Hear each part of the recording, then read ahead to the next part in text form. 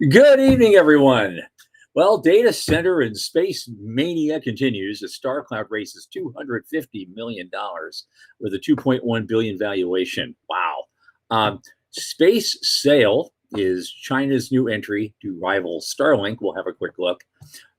Trump just introduced his new space policy, which calls for a new spaceport, a national one, and plus 1,000 launches a year by 2030. Two astronaut missions to Haven 1 could reshape what the post-ISS world will look like.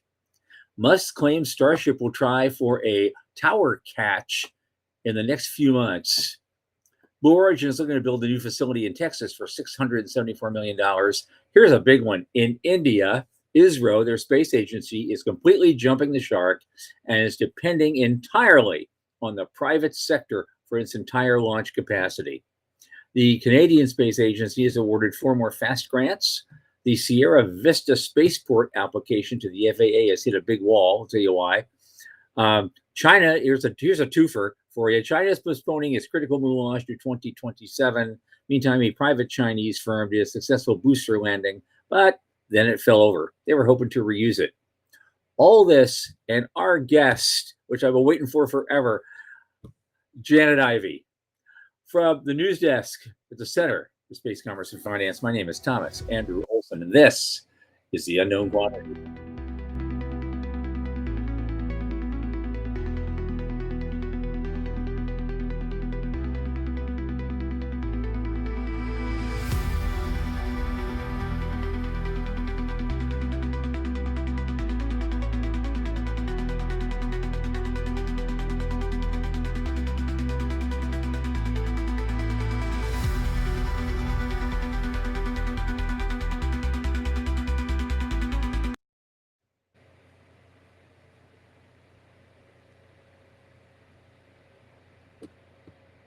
Okay, this show is brought to you, of course, by the Center for Space Commerce and Finance. You know what we do. We champion and strengthen emerging space startups and space-adjacent enterprises worldwide through advisory, access, and advocacy. Our legendary pitch events and world-class boot camps fortify startups to be better investor-ready.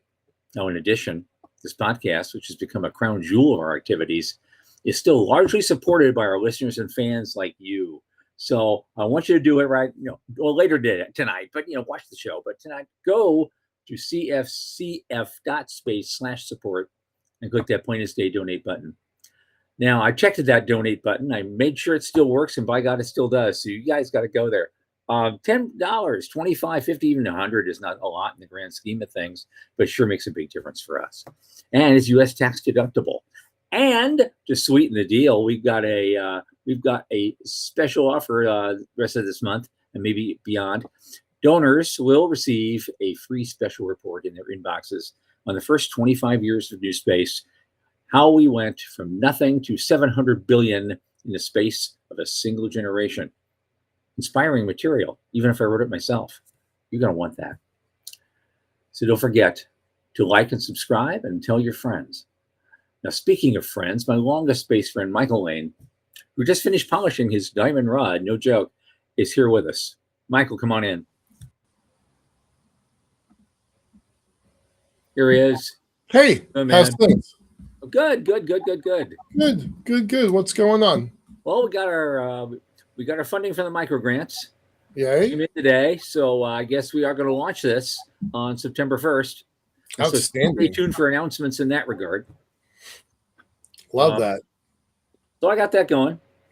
We're still raising funds for Ivey-Alto, and we're just living the life. Right. I had kind of an interesting call yesterday with a different funding source on our side, and cool. It was interesting. It was very inconclusive, and I don't like that it was inconclusive, but that's not a yes and not a no. It was kind of maybe if then. So I'm like, all right, well, I'll take an if then. So all right, yeah, that's something. It's a step in the right direction. We'll keep going. Direction. We all get ground down by these things, but you just hang in. Stuff happens. It always happens. Ciao, Bella. Hey, Veronica Ann. Hey, Jason. Nick, Veronica, love Welcome, to see Nick. you guys. Thanks so Welcome. much. Joe Oh, Bistritto's here. Christina, Hey, right on, right evening, on. man. Good to Yeah, see you. yeah, yeah, Hey, yeah. All right. should we dive You in? want We've got a to great jump? guest tonight, so I just want to whip through this and Yeah, exactly, yep, exactly. yep, Let's just jump through it. I gotta say, this first story is probably my favorite of the week with yeah. StarCloud. Local darling of the area. Pretty amazing what they have accomplished in such a short amount of time. And getting in league with NVIDIA, I'm sure didn't hurt Sure, that no, process. That you know, opened a lot of doors. everybody's super excited about that $250 million raise, and that, by the way, comes on top of the other money that they've pulled in. I think GeekWire is misrepresenting this a little because they're saying a total of 450 million. I actually think it's a little higher than that from some other private sources, but not it didn't hit 500 million, but it's a little higher than this. What I love is that they're getting a 100,000 square foot facility. Yeah, Uh, that's huge. yeah, a lot of people don't know this, but they've been able to pull off this much with just 20 people. Yeah, 20 yeah. people. I know. And And a 2.1 billion valuation, and they went. That didn't take long. It went from nothing to this, and how long? It wasn't yeah, long. no, a year and a half, two and a Yeah, half years. I thought. Uh, Yeah, yeah. I met Philip May 2 Mays ago, so not quite 18 months. Wow. He had just come out of Y Combinator. He was the darling of that, and then that has made it easy for him. Yeah. Yeah, they're valued at $2.3 billion on 20 people. Uh-huh. But by building this 100,000 square foot factory, it means they're going to start building things, which means they're going to be hiring. So good for StarCloud. Yep. I'm Well, excited. not to be. You ready to go? Yep, go ahead. Yeah. Yep. Not. Yeah. This is kind of amazing. China is really serious about competing with Starlink, and they have a company. They have a satellite sector. Domestic startup Space Sail has raised about US $1 billion to accelerate the build out of their LEO network designed to compete with Starlink. It's called the Shanghai Spacecom Satellite Technology, and they just completed their Series B round. 18 investors joined the deal, including a state-backed investor, Shanghai Alliance Investment and hard tech-focused venture fund CAS Star. And that only represents about 13.94% equity. Company's valuation has reached about, let's see, 7 billion was divided by about $7 billion, roughly.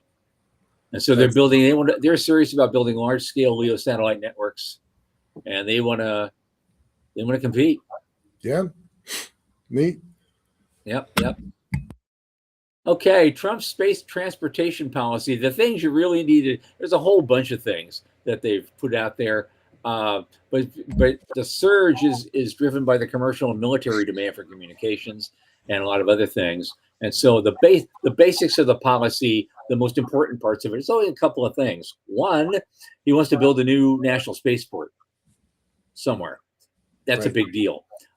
And two, he wants to use it a lot. He's calling for 1,000 launches a year and returns by 2030.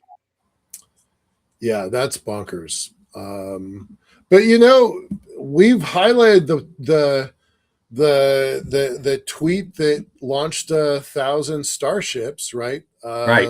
We've pulled up the Musk tweet that said, "Look, this is what we're going to do." And then fast forward, it's probably been 3 years since that post. Yeah. Well, I first saw imagery of Starship. They didn't call it that then. All the way back at IAC in Adelaide in 2017. BFR. That time he just called it the BFR. Yeah. Yep. Yep. I still think of it like that, but hey, right. Because it is. When we were working on the Earth elevator, we called them BDRs, big dumb rockets. Yep. Yep. Dallas has a question. He says, "Aren't all Chinese investors state-backed?" Not necessarily. They can be state-controlled in some way, but there is a lot of private money goes into a lot of those funds. Yeah. Fully space-backed, you're talking Chinese government money is also going in a big way, as I understand it. I want to talk a little bit more about this new policy here. It's not in doc. Let me grab the screen for a second. And two other things came out relating to this. Suddenly I can't find the links. Yeah, this one. So we talked for a moment about this national security, science, and technology strategy. Pretty big document, 24 pages. It mentions space 30 times, materials 13 times, and artificial intelligence 15 times. So I think that's a big deal. And it goes side by side with this other document that we have not talked about, which is a Space Command document. This is the first of three.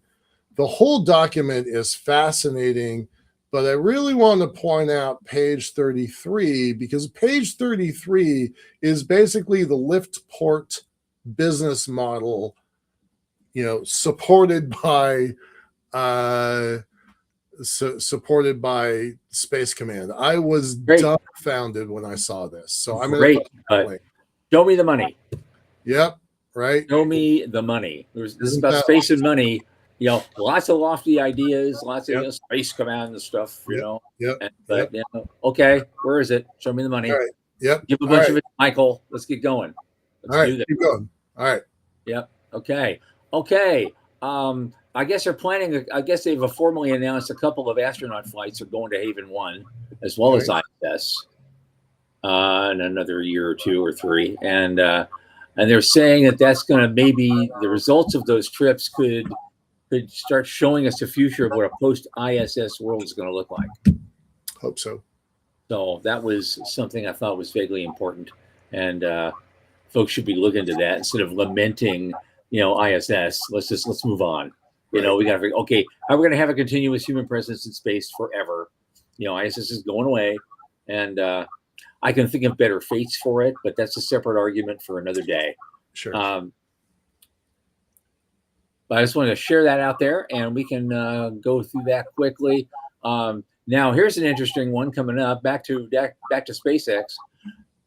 Musk says in a few months, end of this year or early next, they will try for the first Starship tower grab. Yep. Yeah, that's going to be exciting. So will that be 14 or 15? I think it'll be 14. Okay. 15. Well, hey. I don't know. Yeah, I actually don't keep track of them. So that's great. I thought they actually did a tower catch a while ago, but this is on the new upgraded version. I think. Yep, this is the one that we're actually going to use to take people someplace. So. All right, let's move on to Origin. There's this place, I guess, called Hutto, Texas, in Williamson County, that Blue Origin is eyeing this spot to build a $674 million facility that could bring 2,000 jobs. And this is the biggest thing that's ever happened to Williamson County, I guess. And so, so they voted unanimously to approve it. Right. Yeah, that kind of money. They don't see projects. They probably see projects 1/100th that size normally in a good year, and now it's so there's the size of that town's going to triple. Yeah, I'm looking up Hutto, Texas. Give me a sec. Okay. Hutto, Texas. No surprise. Oh, it's actually bigger than I thought. And wow, that's a weird place to put it. It's next to Austin. Well, okay. It's next to Austin. It's not on the water. Well, they must not be launching from there. They must be just building stuff. Yeah, I don't. The population is 2,500 people. There are buildings in New York that are bigger than that. 25,000 people. 25,000 people. Wow. Okay. I assumed it was going to be on the water somewhere and launching, but definitely not. All right. All right. So good luck for Hutto. All right. Keep going. Okay, this is a big one of the big ones of the day, because we've been, for decades, we've been talking about NASA buying the ride. Well, ISRO, the Indian Space Agency, is decided they are all in. Yep. We have stopped building rockets ourselves, and we're going to depend entirely on the private sector for launch vehicle manufacturing. For India, that's jumping the shark. It really, well, yeah. Can you imagine NASA saying that 25 years ago? Yeah, no, I think it's a leapfrog. I think it's great. Yeah, I would not have seen that coming. Yeah. So they're going to focus their resources on, as they say, R&D and big ticket space missions. Right. India's most powerful operational market, also headed towards privatization. Unlike the SSLV process, public sector companies will not be allowed to participate in the upcoming transfer process, leaving private industry to take charge. Man, that is a big deal. That is gigantic. It's just gigantic. So good for them. Yeah. Yeah, that's a big namaste to you for that. That's absolutely incredible. And we are here for it. They said they've already transferred 120 technologies from ISRO to the private sector. So they're handing off a whole bunch of IP that they've worked on and publicly invested in as well. That's not that big a deal. That we've been doing that for 40 years. So that, I mean, yeah, it's necessary, but it's not the same as just turning over the keys and saying you guys are going to handle it. Mm-hmm.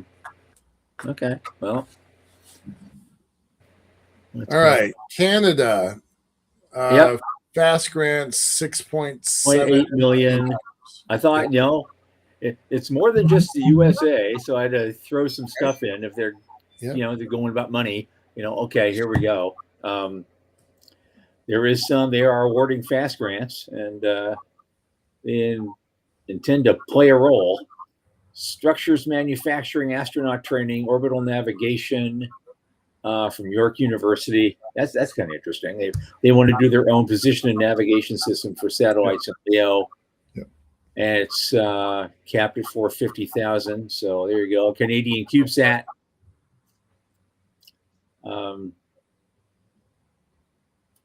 Yeah, that's cool.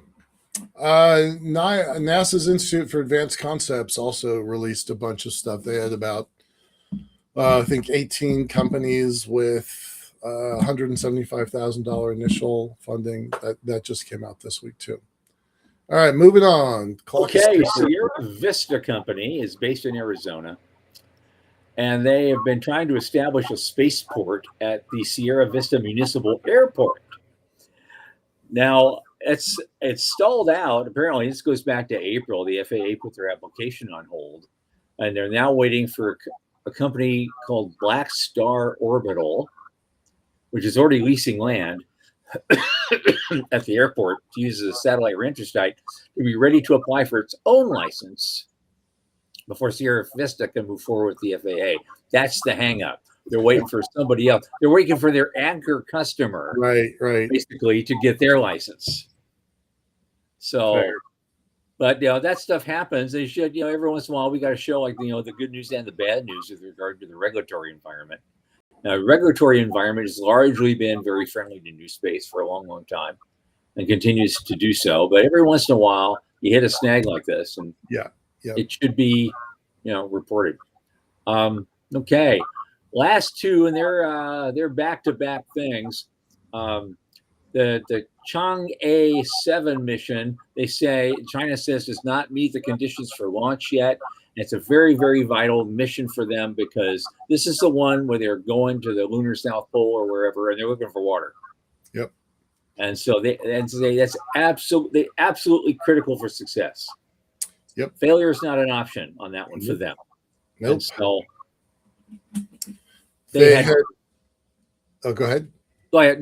So they have to do it, but then to make absolutely sure it's perfect in every way, they're taking about 6 months off. Yeah. And so they're now resetting the launch date for sometime in early 2027.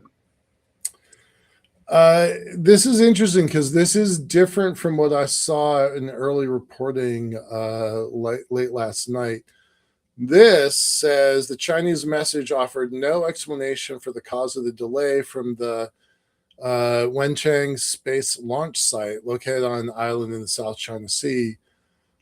What they said yesterday was a typhoon, and they are saying this a little bit. Most likely Sunday's delay was due to Typhoon Nara with 45-mile-an-hour winds. But yeah. You know, I've lived in that part of the world for a little while, and those typhoons are no joke, but 45-mile-an-hour winds are not the kind of thing that knocks your spaceport over.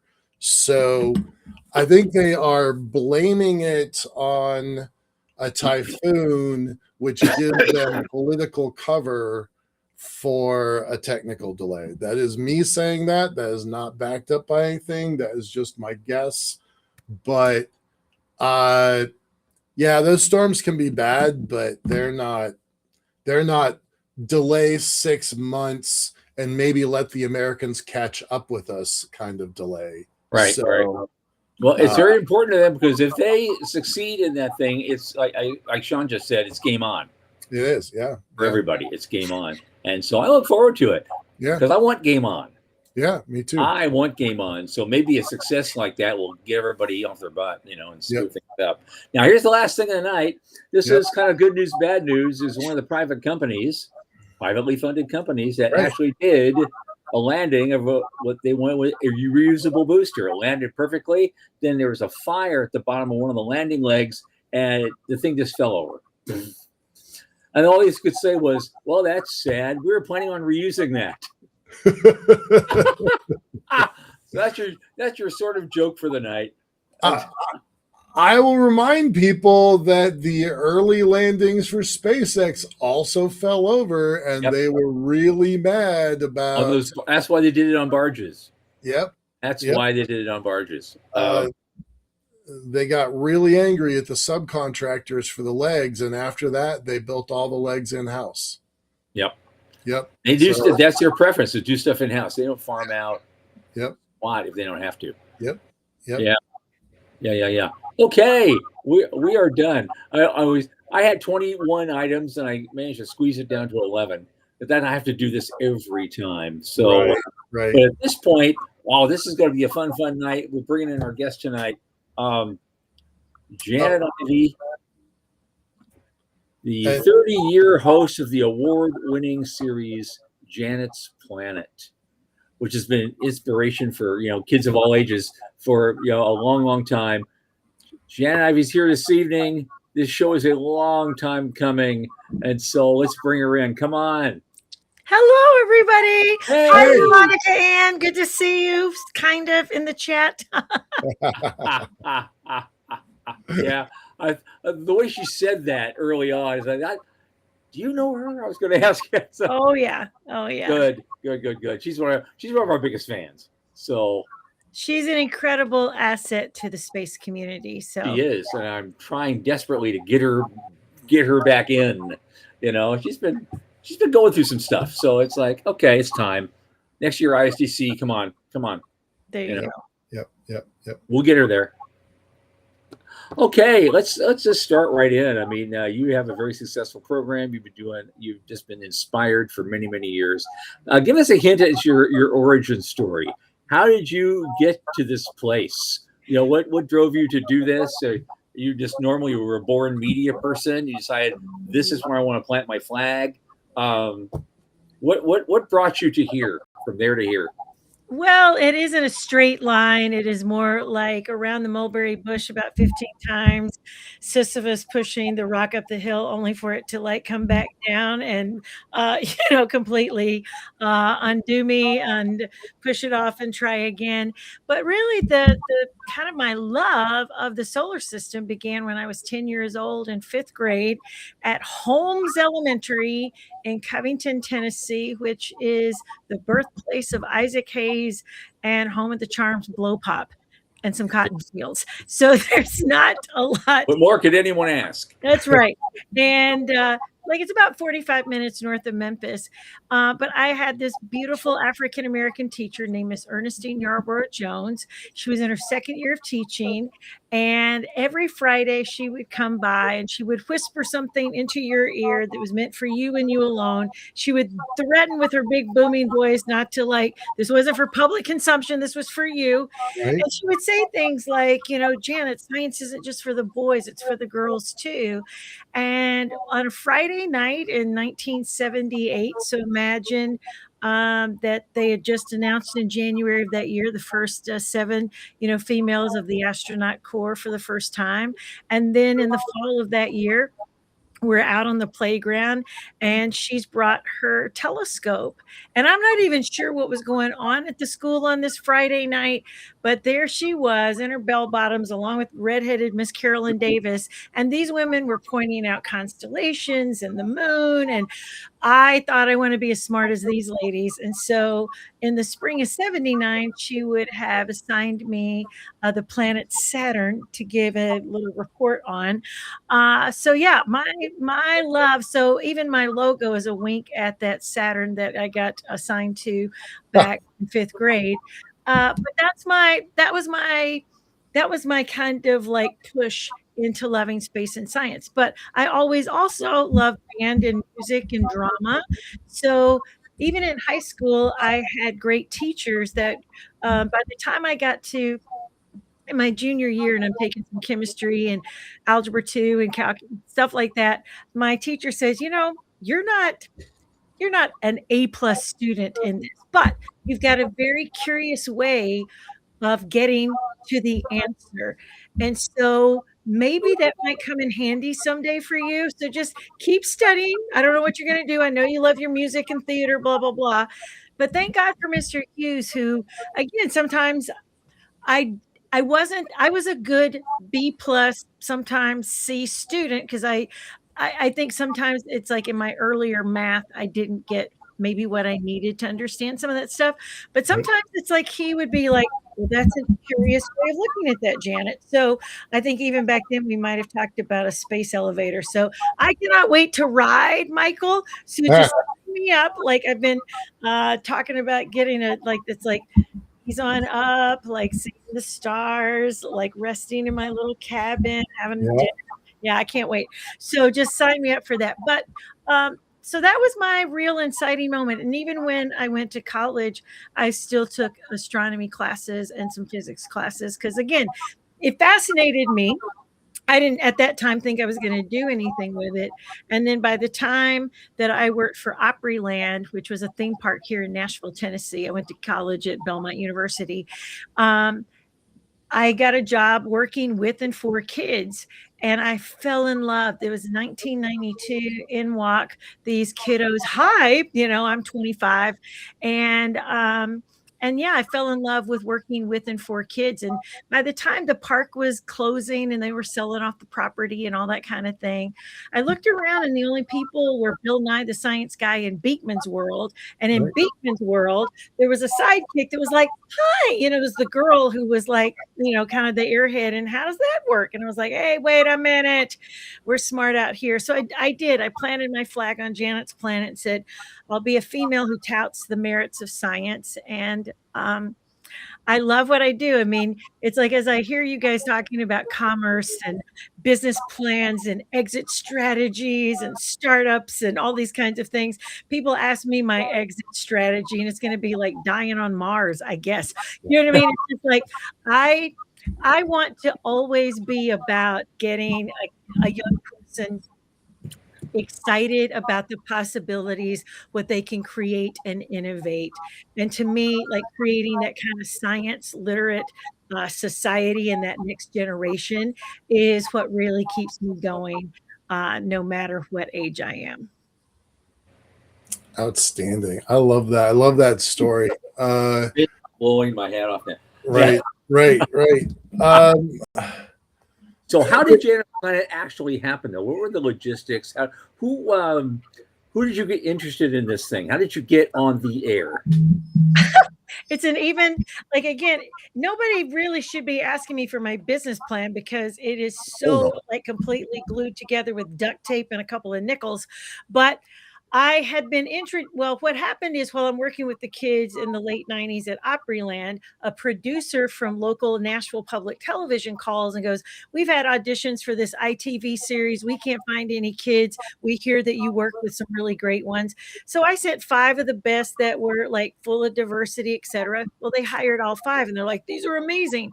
So then I become friends with Sana Joe and she ends up hiring me to play various roles in some ITV series. And then she asked me one day, "Well, what is it that you want to do?" And I was like, "Well, I got this idea for Janet's Planet." And so at the time, the station had just gotten a couple of new administrators, and the vice president was from Boston.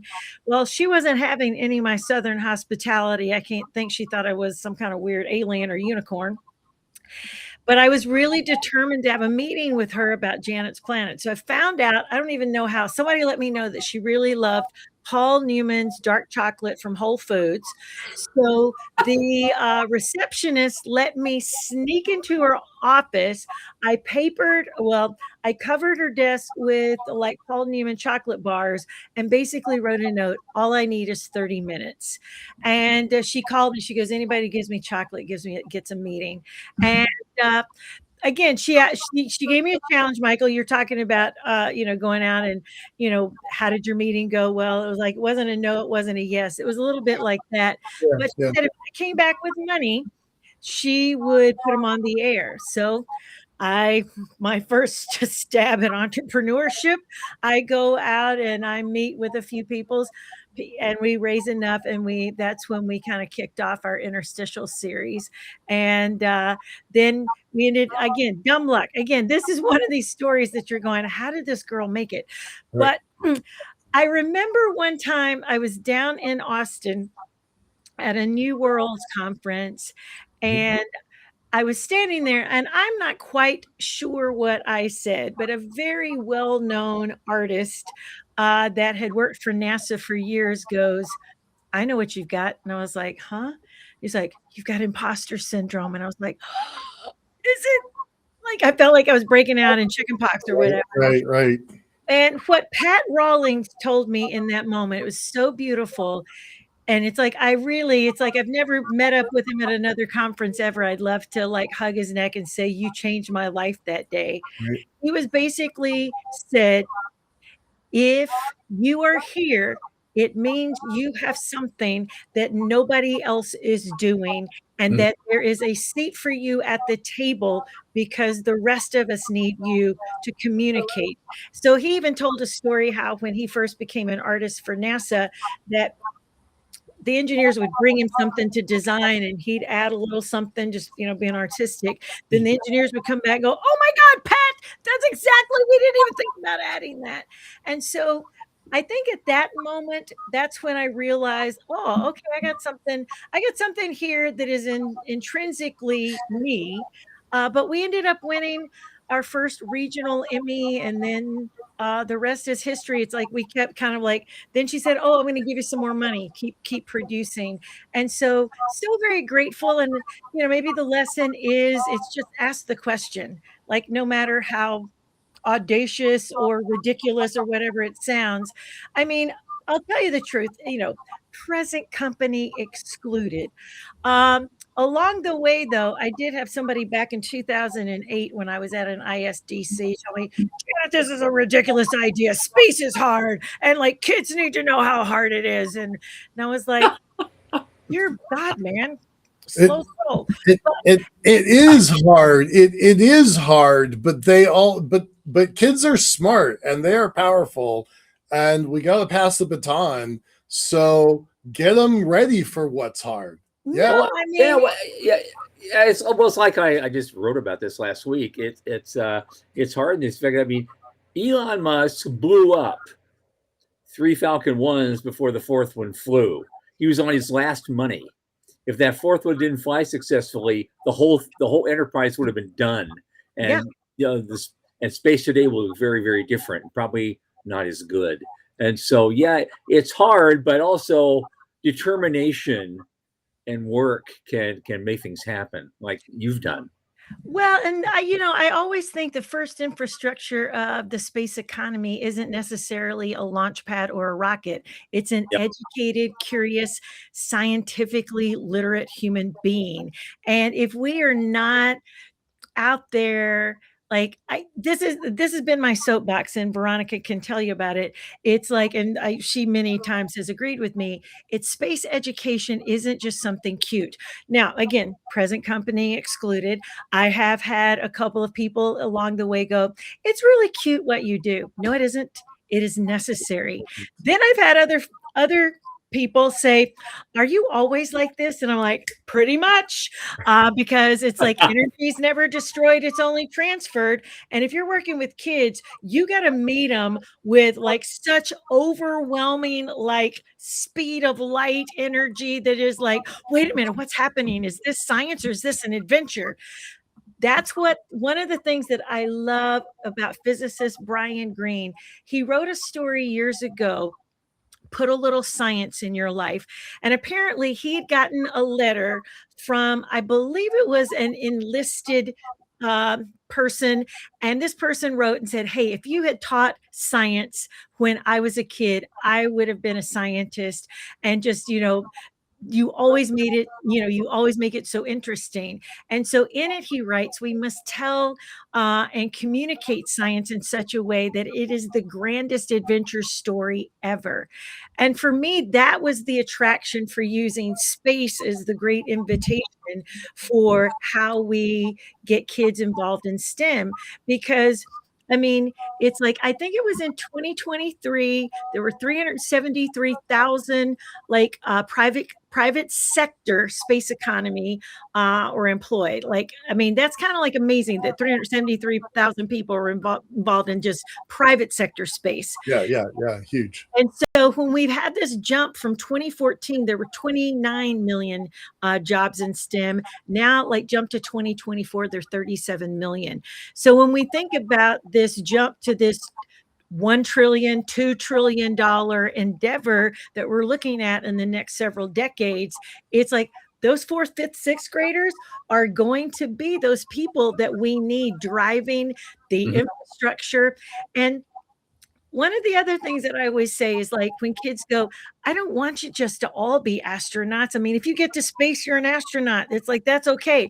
But we need welders. We need plumbers. We need people thinking about who owns it. And one of the things that we started doing when I was at Explore Mars is that we started, as we did our Mars Innovation Challenge, we kind of expanded it just from like being kind of a space settlement design competition to who owns it. Like, how do we have a passport for it? If you find helium-3, if you find the water ice, all of these things are great in theory, but then it's like, we start thinking about, where's the economy? I mean, you know what I mean? It's like science tells us it's there, but it's like, where's that economy? Oh, thank you for bringing that up. Since we're here. There's a shameless plug, everybody. This book was kind of curated by the CEO of Explore Mars, Chris Carberry, and fellow board of directors member Rick Zucker. They gratefully allowed me to write a chapter called A Martian Education, Martians in Mind, Designing Educational Theory for the Red Planet. And basically, I just keep asking a lot of hypothetical questions, because think about this. If it's like, if you are a kid on Mars, and again, we could talk about the ethics of however that could look someday, you're going to have to know things like pretty quickly. all of a sudden is your carbon dioxide, what's that CO2 meter doing, etc. And you're going to have to learn how to fix it really quickly. Or what if you fail to do one of your chores or your jobs and it grandly impacts like the whole entire ecosystem? And so what if we flipped kind of like how we teach on Earth and flipped it to that kind of Martian thing, and we started teaching kids to think critically in a time of uncertainty? Can you problem solve? Because the scarcity of resources will sometimes make you super agile in your thought processing. And so these are the things that I want kids to do. And oftentimes I'll get asked like, well, Janet, are you dumbing it down? And I'm like, no, I am not dumbing it down. However, it's like a lot of times too, if it's like a bunch of fourth graders, I will purposefully throw out some like $12 words, because I go, if this is your first experience with it, the next time that you hear ISRU or in situ resource utilization, you're going to have had an experience with it. But it's like we were talking about China and the space race. And that's one of the things that I really challenged kids in my camps this summer. It's like with the gorgeous crew of Artemis 2. So they're inspiring. Like I still wish those guys were in space. It was just like, they were so incredible. But I said, China's got a lander. And isn't it curious that it looks a lot like Apollo Legacy lander? It looks like a lot. Right. And the testing in the microgravity facility, wow, it looks a lot like legacy Apollo stuff. And when I tell them that it's like, hey, we've got prototypes, but we don't have a lander, we've not tested them. And they're like, what? And I'm like, yeah, we got to get after it. And so that to me also is the challenge out there for the students. But I think we've got to demand more. We've got to expect more. And, I hear all the time, grown-ups were complaining about our generation when we were kids in school, but we tend to every generation. But I will tell you, Gen Alpha, anybody born between 2010 and 2025, they've got it hard. They had COVID in the middle of everything. They've had lots of disruption in their educational processes. But it's like this generation of all others, they got the screen really early. They didn't wait till 8, 9, or 10. They got it at 1 or 2.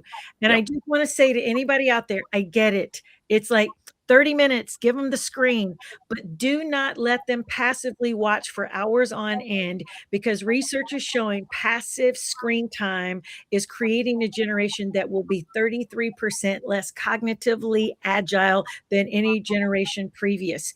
And so we've got to now it changes if I'm watching a Mark Rober, say Tom and Michael, if I'm watching an episode of something with you and I go, wow, how'd they do that? I wonder if we could do that experiment. That's crazy. Should we look that up? Is that true? Then it changes because we're having a conversation about it. Mm-hmm. And so again, I'm not anti-tech. I'm not anti-gaming. Right. But it must be purposeful. And this generation is also 33% inclined not to be as active as their parents. They've had 95% of them want instant gratification. And that, to me, this is the kicker for me. It has been shown that hands-on science, getting them to build, create, iterate, test, fail, redesign, actually helps build persistence and helps them delay that gratification and go, oh, there is a payoff if I'm persistent. And so for me, that's why I'm such a big advocate for getting kids hands-on science. I mean, screen time has its place, but there are moments that they need to be thinking and creating with everything that's in the recycling bin. Sure.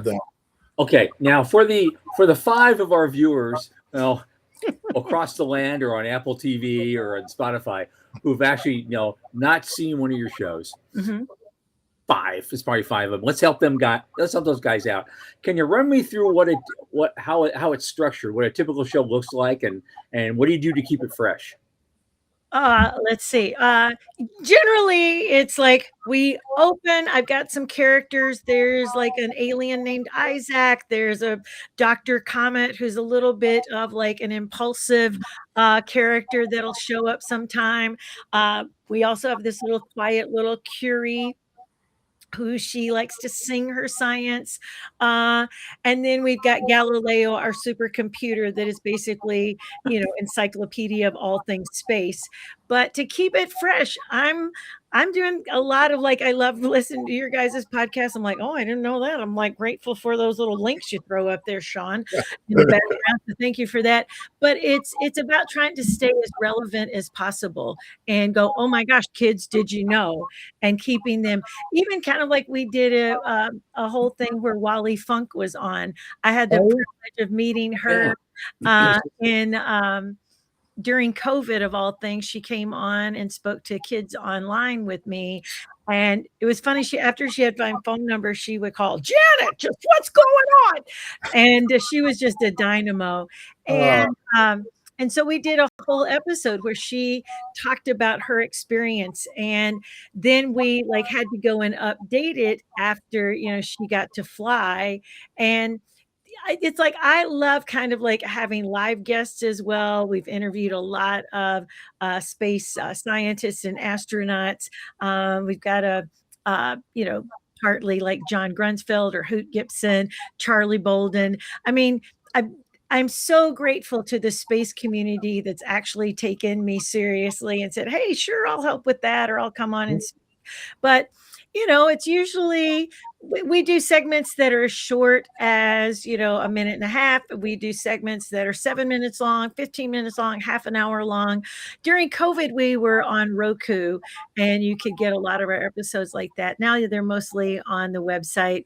We're working on an animated series right now down with a company in Brazil. But yeah, if anybody's got some cash laying around and want to invest in a kid's movie, give me a call. But again, that's another way to try to keep it where kids are going. And I was kidding, or well, not really, but I was joking with somebody going, yeah, as soon as I am a cute little animated character, I'm not gonna like worry about turning 60 in November and forget about Botox. So yeah, I'll be young forever as an animated character. Speaking of that, how could Michael and I be guest animated characters on your show? Right. Heck yeah. That would be super fun. That's what we'll do. Like we'll like pop you in like news from home. Right. I love it. Let's do it. Love it. How all right. This is a show about, that intersection of space and money. What's your reach? How are you how do you grow the channel, so to speak? I don't know that I've been excellent in that regard. I think in some ways it's like it just had to happen organically. I got hacked a few years back and so had to really rebuild. And it was one of those times I was on vacation and please don't do this. Do not repeat after me. But it's like I got it and I clicked on something before I had validated or even really thought through, should I, you know what I mean? Yeah. So I kind of lost a lot of, in that moment, lost a lot. But the interesting thing when I started, because I was on public television all over the country, there's still stations that are airing the evergreens that we did, and still stations like we're about to do a new round here with National Public Television, and we'll get it out to all the stations again. So, it's interesting how a lot of times a teacher from somewhere in the world would call, hey, we saw this episode. Do you mind us using it in our curriculum? And I said, sure. And then a few years back, I happened to get grounded in India. We didn't make it to where we were supposed to go and speak because of a very interesting storm that was happening in Chennai. And I ended up, so we posted something on Facebook, hey, a funny thing happened on our way to Chennai. And this kid somehow had seen the episode that I had done with Space Florida on microgravity and came to the hotel wanting to meet me. And through some partnerships with some people there at the Nehru Planetarium, we were able to get him a telescope. So I don't even know how it would have made it to this kid at all, but hopefully just sharing it. What we try to do, we're about to reveal an update on our website, but all the resources are free. I feel like nothing's new under the sun. I've only kind of like basically improvised and made them my own. So if any teacher or any parent out there wants to use any resources I have, they're all free to them. I know a couple teachers. Honestly, 4 of the 4 teachers that I know have been really struggling this last year. And I think it's kind of important to kind of share that, there is hope, there are resources, there are people that care. And the teachers, the teachers need the help and the students need the help. So did you see anything during your COVID days? Did you see more activity, less activity? You were an online resource, so I was guessing that you had more reach during those days. You know what? But again, it was one of those things that Nashville was a little bit late to the lockdown because we just had a tornado rip through Middle Tennessee, like a 200-mile swath, right? And so here, all of a sudden, lockdown's announced and people don't even have houses. And so I'm, like, luckily that did not happen at our place, but we had friends that were, without a home during that period. So everything was really hard. And I think it was, well, I'll tell you exactly when it was. It was like about that Monday before March 17th. I'm sitting here drinking my coffee, probably crying in my coffee, going, I got to do something. I cannot, this, like, the whole world is jacked. I got to do something. So I put, like, very naively, put it like a Zoom link out on Facebook and said, hey, kids, who wants to learn about the solar system? So the first day we had 26 kids. The second day, I say, well, come on back. I had 76 kids. And again, I naively think, I'll do this for a couple of weeks until this thing passes. And then nine weeks later, we've served over 1,200 kids in like 11 countries, and amazing people I never would have met otherwise are going, hey, Janet, I'm sitting at home. I'll come talk to your kids. And then what happened because of that is that I started getting invitations to speak to all of these students in different countries, etc. And so all of a sudden I had an audience that I never would have been able to reach. And then gratefully I applied for a NASA grant, and I was basically everything I was already doing, but for free, and then got supported by a NASA grant between September of 2020 and June of 21. And I was able to hire a couple additional educators, and we served 9,500 kids across 43 countries. And it was like, again, what we realized, though we provided some kind of constancy in a very tumultuous time of uncertainty. And here's a victory story. A kid who would have started with me, he was 7 years old, 6.5, 7, in a camp with me in 2019, pretty much full of ADHD and pretty much rolling on the floor. Hey, Lucas, you ready to like hop back in anytime? Just spoke and presented at CoSpar at age 13. Wow. So that's pretty exciting. But yeah, for me, it's about, like, for any teachers out there, trust me when I say you've got any good teacher out there has got like requirements of the district that can sometimes be so overwhelming. They spend more time doing paperwork than they do teaching, and they're using their own dollars to even bring it. So what I always love to do, if I'm going to go into a school, I'm bringing the supplies. I don't want the school to have to provide them. I'm like, hey, it's like plug and play. Miss Janet's going to come. You guys can sit back and just make sure we've got some classroom management. Classroom management is at peak capacity. And that is like, even this summer, parents aren't always forthcoming about what might be happening with their kiddo. So Right. I think it's a little bit that does happen a little bit more in schools, but sometimes when I'm only there a week and I'm trying to suss out 60 kids in a couple of hours. So I mean, I basically like tip my hat and bow before the teachers who are staying in and going, I'm not giving up on this generation of kids. Right. But part of it's screen. I'd also encourage anybody out there, if you haven't seen it, to watch the Mississippi Miracle. Mississippi is now fourth in our nation in literacy because they got rid of the screen because students had to. Wow. And again, I'm not like super Yeah, like yeah, yeah. in time and like, do it like we did it in the old days. Right, right. But there is a brain body connection when we write. And when we have to hear something and scribe it for ourselves, we're training some neural pathways that don't happen just when we're swiping and typing it up. So I would encourage, if you haven't seen it, it's on YouTube, I believe, but it's called the Mississippi Miracle. And I believe they're onto something and how they're limiting what they do on the screen there with literacy. I'm just, we only have 5 minutes. I'm going to post a couple things that Veronica sent up about NASA's educational outreach material. And then she's also asking about online distance learning schools. Are you connected with them? I'm not connected with those per se. I have taught for varsity tutors for a time as my schedule would allow.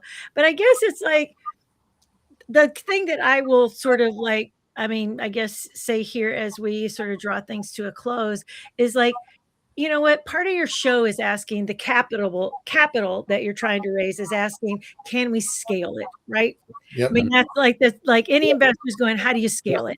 Yep. But when it comes to like this space economy, science is asking, well, is it going to work? I mean, again, what I noticed in the chat there, they have tried it with the tower kind of like thing, but this will be the first time they do it with the big starship, right?